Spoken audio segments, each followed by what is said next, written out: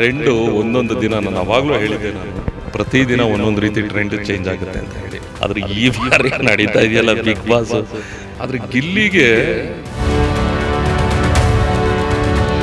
ಅಶ್ವಿನಿ ಅವರನ್ನ ಈ ಬಾರಿ ಬಿಗ್ ಬಾಸ್ ಗೆಲ್ಲಿಸ್ತಾರೆ, ಯಾಕಂದ್ರೆ ಫೀಮೇಲ್ ಕಂಟೆಸ್ಟೆಂಟ್ ಯಾರು ಗೆದ್ದಿಲ್ಲ ಅಂತ. ಇದಕ್ಕೆ ನೀವೇನು ಹೇಳ್ತೀರಿ? ಸುಮಾರು ಸಲ ನಾನು ನೋಡಿದೆ, ನಾನು ಸಾಮಾಜಿಕ ಜಾಲತಾಣದಲ್ಲಿ ಒಂದಷ್ಟು ಜಾತಿ ಹೆಸರಲ್ಲಿ ಓಟನ್ನ ಕೇಳ್ತಕ್ಕಂಥದ್ದು, ಆಮೇಲೆ ನಟರ ಹೆಸರಲ್ಲಿ ಓಟನ್ನ ಕೇಳ್ತಕ್ಕಂಥದ್ದು, ಇವೆಲ್ಲ ನೋಡಿದೆ ನಾನು. ಈ ಬಾರಿ ಬಿಗ್ ಬಾಸ್ ಯಾರು ಗೆಲ್ತಾರೆ ಅನ್ನೋದೇ ಸದ್ಯಕ್ಕಿರುವಂತಹ ಪ್ರಶ್ನೆ. ಈ ಬಗ್ಗೆ ಮಾತನಾಡೋದಕ್ಕೆ ನಮ್ಮ ಜೊತೆಗೆ ಸೀಸನ್ 9ರ ಕಂಟೆಸ್ಟೆಂಟ್ ರೂಪೇಶ್ ರಾಜಣ್ಣ ಅವರಿದ್ದಾರೆ, ಕನ್ನಡ ಪರ ಹೋರಾಟಗಾರರು. ಬನ್ನಿ ಅವ್ರ ಹತ್ರ ಮಾತಾಡ್ಸೋಣ. ಹಲೋ ಸರ್, ಹೇಗಿದ್ದೀರಾ? ಚೆನ್ನಾಗಿದ್ದೀನಿ ಮೇಡಮ್, ತಾವು ಹೇಗಿದ್ದೀರಾ? ಚೆನ್ನಾಗಿದ್ದೀರಾ? ಸೂಪರ್ ಆಗಿದ್ದೀನಿ ಸರ್. ಹೇಳಿ, ಈ ಬಾರಿ ಯಾರು ಗೆಲ್ತಾರೆ ಅನ್ನುವಂಥ ಪ್ರಶ್ನೆ ಫಸ್ಟ್ ನಂದು ಕ್ವಶ್ಚನು. ಏನು ಹೇಳ್ತೀರಿ ಈ ಬಗ್ಗೆ?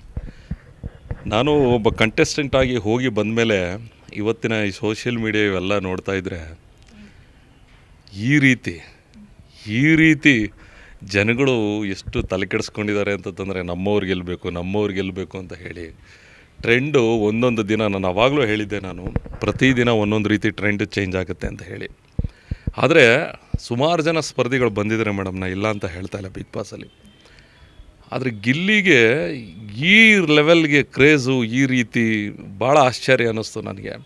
ಆಮೇಲೆ ಈ ಬಾರಿ ಬಿಗ್ ಬಾಸಲ್ಲಿ ನನ್ನ ಪ್ರಕಾರ ಜೀವಿಸ್ತಂಥವ್ರು, ಬಿಗ್ ಬಾಸ್ ಮನೆ ಒಳಗಡೆ ಜೀವಿಸ್ತಂಥವ್ರು ಒಂದು ವಾರ ಸುದೀಪ್ ಅವರ ಮಾತನ್ನು ಹೇಳ್ತಾರೆ. ಅಶ್ವಿನಿಯವರು, ರಕ್ಷಿತಾ, ಗಿಲ್ಲಿ, ರಘು ಇವರೆಲ್ಲ ಜೀವಿಸ್ತವರು ಅಲ್ಲಿ ಬಿಗ್ ಬಾಸ್ ಮನೆ ಒಳಗಡೆ. ಆಮೇಲೆ ರಿಷಿಕಾ ಗೌಡ ಅಂತ ಹೇಳಿ ಒಬ್ಬರು ಬಂದಿದ್ದರು, ರಿಷಾ ಗೌಡ. ರಜತು ಬಿಡಿ, ಅವ್ರಿಗೆ ವೈಲ್ಡಾಗಿ ಬಂದರೂ, ವೈಲ್ಡ್ ಕಾರ್ಡ್ ಎಂಟ್ರಿಯಾಗಿ ಬಂದಿದ್ರು, ಜೀವಿಸ್ದವ್ರು ಇವರು ಬಿಗ್ ಬಾಸ್ ಮನೆ ಒಳಗಡೆ. ಸೊ ಇವತ್ತಿನ ಈ ಕ್ರೇಜ್ ನೋಡಿದ್ರೆ ಒಬ್ಬ ಪ್ರೇಕ್ಷಕನಾಗಿ ನನ್ನ ಪ್ರಕಾರ ಗಿಲ್ಲಿ, ಅಶ್ವಿನಿ, ರಕ್ಷಿತಾ 3 ಜನಕ್ಕೂ ಅವಕಾಶ ಇದೆ. ಸ್ವಲ್ಪ ಹೆಚ್ಚಿನ ಪ್ರಮಾಣದಲ್ಲಿ ನಾನೇನಾದರೂ ಹೇಳೋದಾದರೆ ಗಿಲ್ಲಿಗೆ ಸಾಧ್ಯತೆಗಳು ಜಾಸ್ತಿ ಮೇಡಮ್. ಸರ್, ಈ ಮಧ್ಯ ನಿನ್ನೆ ನಾರಾಯಣ್ ಗೌಡರು ಕಿಚ್ಚ ಸುದೀಪ್ ಅವರನ್ನು ಮೀಟ್ ಮಾಡ್ತಾರೆ. ಅಶ್ವಿನಿಯನ್ನು ಗೆಲ್ಲಿಸುವಂಥ ಹುನ್ನಾರ ಇದು, ಅದಕ್ಕೆ ಮೀಟ್ ಮಾಡಿದ್ದಾರೆ. ಅಶ್ವಿನಿ ಅವರನ್ನು ಈ ಬಾರಿ ಬಿಗ್ ಬಾಸ್ ಗೆಲ್ಲಿಸ್ತಾರೆ, ಯಾಕಂದರೆ ಫೀಮೇಲ್ ಕಂಟೆಸ್ಟೆಂಟ್ ಯಾರು ಗೆದ್ದಿಲ್ಲ ಅಂತ. ಇದಕ್ಕೆ ನೀವೇನು ಹೇಳ್ತೀರಿ?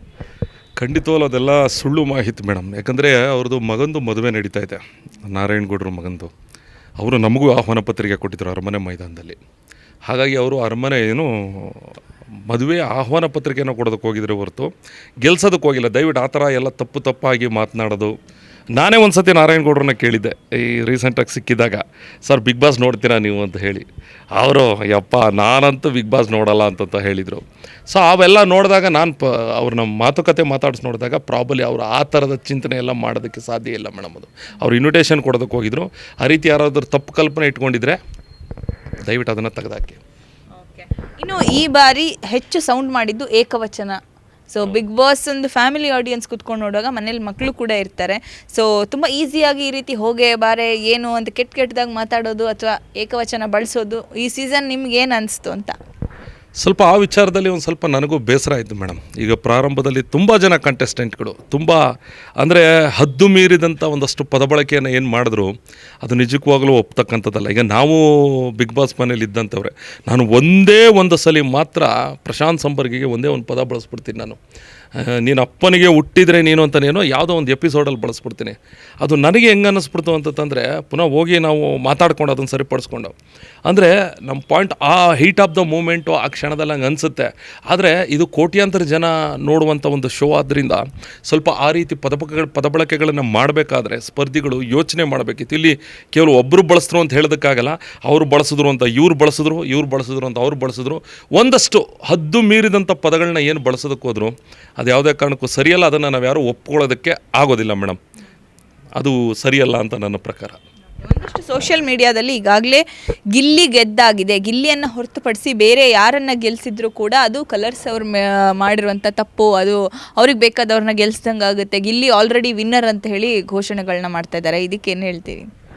ನಾನು ಇನ್ನೊಂದು ಸಲ ಹೇಳೋದಕ್ಕೆ ಏನು ಇಷ್ಟಪಡ್ತೀನಿ, ಇದು ಸುಮಾರು ಸಲ ನಾನು ನೋಡಿದೆ, ನಾನು ಸಾಮಾಜಿಕ ಜಾಲತಾಣದಲ್ಲಿ ಒಂದಷ್ಟು ಜಾತಿ ಹೆಸರಲ್ಲಿ ಓಟನ್ನು ಕೇಳ್ತಕ್ಕಂಥದ್ದು, ಆಮೇಲೆ ನಟರ ಹೆಸರಲ್ಲಿ ಓಟನ್ನು ಕೇಳ್ತಕ್ಕಂಥದ್ದು, ಇವೆಲ್ಲ ನೋಡಿದೆ ನಾನು. ದಯವಿಟ್ಟು ನಾನು ಮನವಿ ಮಾಡ್ಕೊಳ್ತೀನಿ ಎಲ್ಲ ಇವರಿಗೆ, ಬಿಗ್ ಬಾಸ್ ಅಲ್ಲಿ ಟಾಸ್ಕ್ಗಳನ್ನ ಕೊಡಬೇಕಾದ್ರೆ ಜಾತಿ ನೋಡಿ ಕೊಡೋದಿಲ್ಲ. ನಿಮ್ಮನ್ನು ಆಯ್ಕೆ ಮಾಡಬೇಕಾದ್ರೆ ಬಿಗ್ ಬಾಸ್ ಮನೆ ಒಳಗೆ ಜಾತಿ ನೋಡಿ ಆಯ್ಕೆ ಮಾಡೋದಿಲ್ಲ. ಅಥವಾ ಅಲ್ಲಿ ನಾಮಿನೇಷನ್ ಮಾಡಬೇಕಾದ್ರೆ ಜಾತಿ ನೋಡಿ ನಾಮಿನೇಷನ್ ಮಾಡೋದಿಲ್ಲ. ಎಲಿಮಿನೇಟ್ ಮಾಡಬೇಕಾದ್ರೆ ಜಾತಿ ನೋಡಿ ಎಲಿಮಿನೇಟ್ ಮಾಡೋದಿಲ್ಲ. ಸೊ ಆ ರೀತಿ ಯಾವುದೇ ರೀತಿಯಾದ ಒಂದು ಚಟುವಟಿಕೆಗಳು ಅಲ್ಲಿ ನಡೆಯೋದಿಲ್ಲ. ನಾನು ರಿಕ್ವೆಸ್ಟ್ ಮಾಡ್ತೀನಿ, ಪ್ರತಿಯೊಬ್ಬರಿಗೂ ನಾನು ಮನವಿ ಮಾಡ್ತೀನಿ, ಒಬ್ಬ ಬಿಗ್ ಬಾಸ್ ಸ್ಪರ್ಧಿ ಗೆಲ್ಲಬೇಕು ಅಂತಂದರೆ ತನ್ನ ಜಾತಿ ಹೆಸರಲ್ಲಿ ಗೆಲ್ಲೋದಕ್ಕಾಗಲ್ಲ, ಅಥವಾ ಇನ್ಯಾವುದೋ ಪ್ರಭಾವವನ್ನು ಬೆಳೆಸಿ ಅಲ್ಲಿದು ಗೆಲ್ಲೋದಕ್ಕಾಗಲ್ಲ. ಬಳಸಿ ಆತ ತನ್ನ ಅಭಿಮಾನವನ್ನು ಹೇಗೆ ಗಳಿಸ್ಕೊತಾನೆ, ತನ್ನ ವ್ಯಕ್ತಿತ್ವವನ್ನು, ಜನರ ಮನಸ್ಸನ್ನು ಗೆದ್ದಂಥವ್ನು ಮಾತ್ರ ಬಿಗ್ ಬಾಸ್ ಗೆಲ್ಲೋದಕ್ಕಾಗದೆ ಹೊರತು ಉಳಿದು ಎಲ್ಲವೂ ಶೂನ್ಯ. ಅಲ್ಲಿ ಇನ್ಯಾವುದೂ ವರ್ಕ್ ಆಗೋದಿಲ್ಲ ಮೇಡಮ್. ಆ ರೀತಿಯ ಒಂದಷ್ಟು ಏನು ಅಂದ್ಕೊಂಡಿದ್ದಾರೆ, ನನ್ನ ಪ್ರಕಾರ ಅದೆಲ್ಲ ಸುಳ್ಳು ಮೇಡಮ್. ನನ್ನ ಕೇಳೋದಾದ್ರೆ ಅದೆಲ್ಲ ಸುಳ್ಳು. ಜಾತಿ ಜನಗಣತಿ ಎಲ್ಲ ಮಾಡ್ತಾ ಇದ್ರು, ಇದು ರಾಜಕೀಯವಾಗಿ ತಿರುವು ಪಡ್ಕೊಳ್ತಾ ಇದೆ ಬಿಗ್ ಬಾಸ್ ಅಂತ ಹೇಳಿ ನಿಮ್ಗೆ ಅನ್ಸುತ್ತೆ? ಯಾಕಂದರೆ ಎಲ್ಲ ಕುರುಬರು ಕೂಡ ಒಟ್ಟಾಗಿ ಗಿಲ್ಲಿ ಅವರಿಗೆ ಗೆಲ್ಲಿಸಬೇಕು ಅಂತ ಹೇಳಿ ವೋಟ್ ಮಾಡ್ತಾ ಇದ್ದಾರೆ, ಈ ರೀತಿ ಎಲ್ಲ ಬರ್ತಾ ಇರುವಂಥದ್ದು. ಸೊ ಇದಕ್ಕೆ ಏನು ಹೇಳ್ತೀರಿ ಅಂತ?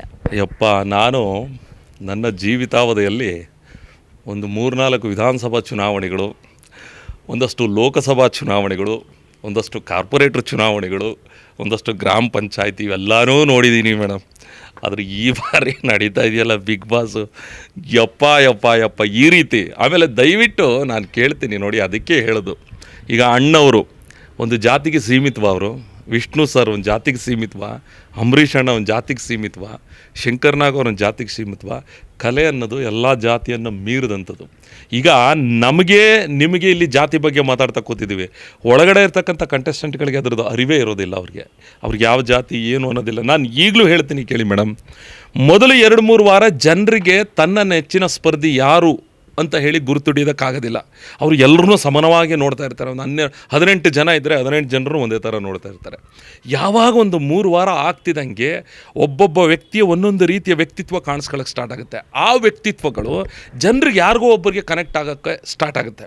ಈಗ ನಮ್ಮ ಸೀಸನ್ನಲ್ಲಿ ಇದ್ದಂಥ ಒಂದಷ್ಟು ಸ್ಪರ್ಧಿಗಳು ಒಂದೊಂದು ರೀತಿ ವ್ಯಕ್ತಿತ್ವದಿಂದ ಜನರಿಗೆ ಇಷ್ಟ ಆದರು, ನಾವೊಂದು ರೀತಿ ವ್ಯಕ್ತಿತ್ವದಿಂದ ಜನರಿಗೆ ಇಷ್ಟ ಆದವು. ಅದೇ ರೀತಿ ಈಗ ಇರ್ತಕ್ಕಂಥವ್ರು ಏನಿದ್ರೆ ಒಳಗಡೆ, ನಾನು ಕುರುಬ, ನಾನು ಗೌಡ, ನಾನು ಲಿಂಗಾಯತ, ನಾನು ನಾಯಕ, ದಯವಿಟ್ಟು ಸಾರ್ ಇದು ಯಾವುದೂ ಸಹ ವರ್ಕ್ ಆಗಲ್ಲ. ಆಮೇಲೆ ಇದು ಬಸವಣ್ಣನ ನಾಡು, ಕುವೆಂಪು ಅವರ ನಾಡು, ಕನಕದಾಸರ ನಾಡು. ಇದು ನಾವಿಲ್ಲಿ ಇನ್ನೂ ಸಹ ನಾವು ಜಾತಿಯನ್ನು ಜೀವಿಸ್ತಕ್ಕಂಥದ್ದು ಇದೆಯಲ್ಲ, ಅದು ನಿಜಕ್ಕೂ ದಯವಿಟ್ಟು ಆ ಥರದ್ದೆಲ್ಲ ಮಾಡೋದಕ್ಕೆ ಹೋಗ್ಬೇಡಿ. ಜಾತಿಯನ್ನು ಮೀರಿ ಎಷ್ಟೋ, ಈಗ ನೋಡಿ ಗಿಲ್ಲಿ ಇರ್ಬೋದು ಮೇಡಮ್, ಅದು ಯಾವುದೇ ಜಾತಿ ಇರ್ಬೋದು ಆತ, ಆದರೆ ಗಿಲ್ಲಿಯನ್ನು ಎಲ್ಲ ಜಾತಿಯವರು ಪ್ರೀತಿ ಮಾಡೋಂಥ ವ್ಯಕ್ತಿ ಆತ. ಅಶ್ವಿನಿ ಗೌಡವರು ಅವ್ರನ್ನ ಎಲ್ಲ ಜಾತಿಯವರು ಇಷ್ಟಪಡ್ತಾರೆ, ಮತ್ತು ಯಾರು ರಕ್ಷಿತ್ ಅವರು. ಸೊ ಪ್ರತಿಯೊಬ್ಬ ಕಂಟೆಸ್ಟೆಂಟನ್ನು ಇಲ್ಲಿ ಜಾತಿಯನ್ನು ಮೀರಿ ಅವ್ರಿಗೆ ಏನೋ ಆ ಕ್ಯಾರೆಕ್ಟರ್ ಇಷ್ಟ ಆಗ್ತಾ ಇದೆ, ಇಷ್ಟಪಡ್ತಾರೆ ಅಷ್ಟೇ. ಸೊ ಅವ್ರಿಗೆ ಬೇಕಾದವ್ರಿಗೆ ಓಟ್ ಹಾಕ್ಕೊಳ್ಳಿ, ಆದರೆ ಇನ್ನೊಬ್ಬರನ್ನ ತೆಗಳಿ ನಮ್ಮವ್ರಿಗೆ ಮಾತ್ರ ಓಟ್ ಹಾಕಿ ಅಂತ ಅನ್ನೋ ಪದಗಳನ್ನು ದಯವಿಟ್ಟು ಯಾರು ಬಳಸೋದಕ್ಕೆ ಹೋಗಬೇಡಿ, ಅದು ಚೆನ್ನಾಗಿ ಕಾಣಿಸಲ್ಲ ಅಂತ ನನ್ನ ಅನಿಸಿಕೆ. ಈ ಬಾರಿಯ ಸೀಸನ್ ನೋಡಿದಾಗ ಗಿಲ್ಲಿ ಹೊರತುಪಡಿಸಿ ಇವ್ರು ವಿನ್ನರ್ ಆಗೇ ಆಗ್ತಾರೆ ಅಂಥೇಳಿ, ಗಿಲ್ಲಿ ಆಗಿಲ್ಲ ಅಂದರೆ ಯಾರು ಅಂತ ನಿಮ್ಗೆ ಒಂದು ಹೆಸರು ತಗೊಳ್ಳೋದಾದ್ರೆ? ಮೇಡಮ್, ನನಗೆ ಈಗಿರೋ ಟ್ರೆಂಡು ನೋಡ್ತಾ ಇದ್ದೀನಿ ನೋಡಿ, ನಾನು ಅದಕ್ಕೆ ಯಾವಾಗಲೂ ಒಂದು ಮಾತು ಹೇಳ್ತೀನಿ, ಒಂದು ದಿನದಲ್ಲಿ ಬಿಗ್ ಬಾಸ್ ಏನು ಬೇಕಾದರೂ ಆಗ್ಬೋದು. ಒಂದೇ ಒಂದು ದಿನದ ನಡವಳಿಕೆಗಳು ಏನು ಬೇಕಾದರೂ ಆಗ್ಬೋದು. ಇವತ್ತು ಎಕ್ಸಾಂಪಲ್, ಇವತ್ತು ನೋಡಿ, ಇವತ್ತು ಯಾವ ಬುಧವಾರ, ಇವತ್ತು ಬುಧವಾರ, ನಾಳೆ ಒಂದು ದಿನ ಏನೋ ಒಂದು ಇನ್ಸಿಡೆಂಟ್ ಬಿಗ್ ಬಾಸ್ ಮನೆ ಒಳಗಡೆ ಒಪಿನಿಯನ್ ಚೇಂಜ್ ಮಾಡ್ಬೋದು, ಹೇಳೋದಕ್ಕಾಗಲ್ಲ. ಆದರೆ ಇವತ್ತಿನ ಟ್ರೆಂಡು ನೋಡ್ತಾ ಇದ್ದರೆ ನನ್ನ ಪ್ರಕಾರ 99% ಗಿಲ್ಲಿಗೆ ಚಾನ್ಸಸ್ ಜಾಸ್ತಿ ಮೇಡಮ್. ಅದನ್ನು ಹೊರತುಪಡಿಸಿದರೆ ಅಶ್ವಿನಿ ಮತ್ತು ರಕ್ಷಿತಾ ಇವ್ರಿಗೂ ಸ್ವಲ್ಪ ಸಮಾನವಾದ ಅವಕಾಶ ಇದೆ ಅಂತಂತ ಹೇಳೋದಕ್ಕೆ ಇಷ್ಟಪಡ್ತೇನೆ. ಈ ಬಾರಿ ಸರ್ ಬಿಗ್ ಬಾಸಲ್ಲಿ ತುಂಬ ನಾಟಕೀಯವಾಗಿದ್ದಿದ್ದು ಯಾರು ಅಂತ ನಿಮಗೆ ಅನಿಸುತ್ತೆ ಅಂತ? ಪ್ರತಿ ಹೆಜ್ಜೆಯಲ್ಲೂ ಕೂಡ ಬೇಕು ಅಂತ ಜಗಳ ಮಾಡೋದು ಅಥವಾ ಏನು ಮಾಡ್ದಲೇ ಇರೋದು ಯಾರು ಅಂತ? ತುಂಬ ನಾಟಕೀಯವಾಗಿ ಹೇಗೆ ಅನಿಸುತ್ತೆ ಅಂತಂದರೆ, ಈಗ ನಾವು ನೋಡೋದು ಇಲ್ಲಿ 1-1.5 ಗಂಟೆ ಟೈಮ್ ಕಾರ್ಯಕ್ರಮ, ಅಂದರೆ ಅಲ್ಲಿ 24 ಅವರ್ ನಾವು ಇರ್ತೀವಿ. ಈಗ ನಾನು 2 ರೀತಿ ಯೋಚನೆ ಮಾಡ್ತೀನಿ. ಒಬ್ಬ ಸ್ಪರ್ಧಿಯಾಗಿ ಅಲ್ಲಿದ್ದ ಜಾಗದಿಂದ ಯೋಚನೆ ಮಾಡ್ತೀನಿ, ಒಬ್ಬ ಪ್ರೇಕ್ಷಕನಾಗಿ ಇಲ್ಲಿ ಯೋಚನೆ ಮಾಡ್ತೀನಿ. ಆಮೇಲೆ ಇನ್ನೊಂದು, ಕೆಲವ್ರು ಯಾರೋ ನೆನ್ನೆ ಒಂದು ಪೋಸ್ಟ್ ನೋಡಿದೆ, ಬಿಗ್ ಬಾಸ್ ಅವರು ಒಳ್ಳೆಯವ್ರನ್ನ ಕೆಟ್ಟವ್ರ ಥರ ತೋರಿಸ್ತಾರೆ, ಕೆಟ್ಟವ್ರನ್ನ ಒಳ್ಳೆಯವ್ರ ಥರ ತೋರಿಸ್ತಾರೆ ಅಂತಂತೇಳಿ. ದಯವಿಟ್ಟು ಸಾರ್, ಯಾರನ್ನ ಯಾವ ರೀತಿಯೂ ತೋರಿಸೋದಿಲ್ಲ. ನಾವು ಏನು ನಡ್ಕೋತೀವಿ, ನಾವು ನೀರು ಕುಡಿದ್ರೆ ನಿಮ್ಗೆ ಹೊರಗಡೆ ತೋರಿಸೋದೇ ನೀರು ಕುಡಿದೆ ಅಂತ, ನೀರು ಕುಡಿದ್ರೆ ಕ್ವಾರ್ಟರ್ ಕುಡಿದೆ ಅಂತ ತೋರಿಸೋದಕ್ಕಾಗಲ್ಲ. ಆಮೇಲೆ ಇನ್ನೊಂದೇನು ಅಂತಂದರೆ, ನನ್ನ ಕೆನ್ನೆ ಕೆರ್ಕೊಂಡಿರೋದನ್ನೇ ತೋರಿಸ್ಬೇಕು, ಕಾಲು ಕೆರ್ಕೊಂಡೆ ಅಂತ ತೋರಿಸೋದಕ್ಕಾಗಲ್ಲ. ಆಮೇಲೆ ನಾನೇನಾದರೂ ಅಲ್ಲಿ ಯಾರಿಗೋ ಒಂದು ಮಾತನ್ನು ಬಳಸ್ತೆ ಅಂತಂದರೆ, ನಾನು ಏನು ಬಳಸಿರ್ತೀನಿ ಅದನ್ನೇ ಹೊರಗಡೆ ತೋರಿಸ್ಬೇಕು ಹೊರತು ಇನ್ನೇನಿಲ್ಲ. ಕ್ಯಾರೆಕ್ಟರ್ಗಳನ್ನ ಯಾವುದೇ ಕಾರಣಕ್ಕೂ ಯಾರೂ ಸಹ ನೀವು ಹಿಂಗೇ ಇರಬೇಕು, ನಾನು ಹಂಗೆ ಇರಬೇಕು ಅಂತ ತೋರಿಸೋದಕ್ಕೆ ಇಷ್ಟಪಡೋದಕ್ಕೆ ಅದು ಹಂಗಾಗೋದಿಲ್ಲ. ಅಲ್ಲಿ ಕೆಲವೊಂದಷ್ಟು ನೋಡಿದಾಗ ಒಂದಷ್ಟು ನಾಟಕೀಯವಾಗಿ ಕಂಡಿದ್ದಂತೂ ಸತ್ಯ. ಅಂದರೆ ನಾನೇನೋ ಒಂದು ರೀತಿ ಕೆಲವು ಸಂದರ್ಭಗಳಲ್ಲಿ ಧ್ರುವಂಥ ರೀತಿಯೂ ಕಾಣಿಸಿದ್ರು, ಕೆಲವು ಸಂದರ್ಭದಲ್ಲಿ ಅಶ್ವಿನಿನೂ ನನಗೆ ಹಂಗೆ ಕಾಣಿಸಿದ್ರು, ಕೆಲವು ಸಂದರ್ಭದಲ್ಲಿ ಗಿಲ್ಲಿನೂ ಕೂಡ ಹಂಗೆ ಕಾಣಿಸ್ತಾ ನನಗೆ. ಕೆಲವು ಸಂದರ್ಭದಲ್ಲಿ ರಘುನೂ ಕೂಡ ಅಂದರೆ ಒಂದೊಂದು ಸಂದರ್ಭದಲ್ಲಿ ನಾನು ಇಂಥ ನಿರ್ದಿಷ್ಟವಾದ ಸಂದರ್ಭ ಅಂತ ಹೇಳೋದಕ್ಕೆ ಕೆಲವೊಂದು ಸಂದರ್ಭದಲ್ಲಿ ಇವ್ರು ನಾಟಕನೇ ಆಡ್ತಾವ್ರೆ ಅಂತಂತಾನೆ ಅನಿಸಿದ್ದು ಮೇಡಮ್ ನನಗೆ. ಇವನ್ ಜಾನ್ವಿ ಕೂಡ ಕೆಲವು ಸಂದರ್ಭದಲ್ಲಿ ನಾಟಕನೇ ಆಡ್ತಾವ್ರೆ ಅಂತಂತಾನೆ ಅನಿಸಿದ್ದು ನಮಗೆ. ನನಗೆ ಯಾವಾಗ ಅಂತಂದ್ರೆ ಆ ಲೆಟ್ರ್ ಎಕ್ಸ್ಚೇಂಜ್ ಮಾಡ್ತಾರೆ ನೋಡಿ ಆ ಕಡೆ ಈ ಕಡೆಗೆ, ಆ ಲೆಟ್ರ್ ಎಕ್ಸ್ಚೇಂಜ್ ಮಾಡೋ ಸೀನಲ್ಲಿ ನೀನೇ ಮಾತಾಡು ನಾನು ಮಾತಾಡು, ಟೋಟಲಿ ಡ್ರಾಮಾ ಮೇಡಮ್, ಅದು ಡ್ರಾಮಾನೇ ಅದು. ಈ ಸೀಸನ್ನ ವೀಕೆಸ್ಟ್ ಕಂಟೆಸ್ಟೆಂಟ್ ಇವ್ರ ಮನೆಗೆ ಹೋಗಿದ್ದೇ ವೇಸ್ಟು ಅಂತೇಳಿ ಏನು ಆಟ ಆಡಲೇ ಇಲ್ಲ. ಯಾಕಂದರೆ ಆ ಆಪರ್ಚುನಿಟಿಗೆ ತುಂಬ ಜನ ಕಾಯ್ತಾ ಇರ್ತಾರೆ. ಸೊ ಇವರಿಗೆ ಈ ಆಪರ್ಚುನಿಟಿ ಸಿಕ್ಕಿದ್ದೇ ವೇಸ್ಟು ಅಂತೇಳಿ ಅನಿಸಿದ್ದು ಯಾರಿಗೆ ಅಂತ? ನನ್ನ ಪ್ರಕಾರ ಈ ಸೀಸನ್ನಲ್ಲಿ ಇಂಥವ್ರಿಗೆ ಅವಕಾಶನೇ ಕೊಡಬಾರ್ದಾಗಿತ್ತು ಅಂತಂತ ನನಗೆ ಅನಿಸಿದ್ರೆ ಮೇಡಮ್, ನನಗೆ ಅಭಿಷೇಕು ಇದ್ದಾರೆ ಮತ್ತು ಮಾಳುನು ಹಂಗೆ ಅನ್ನಿಸ್ತು ಮೇಡಮ್.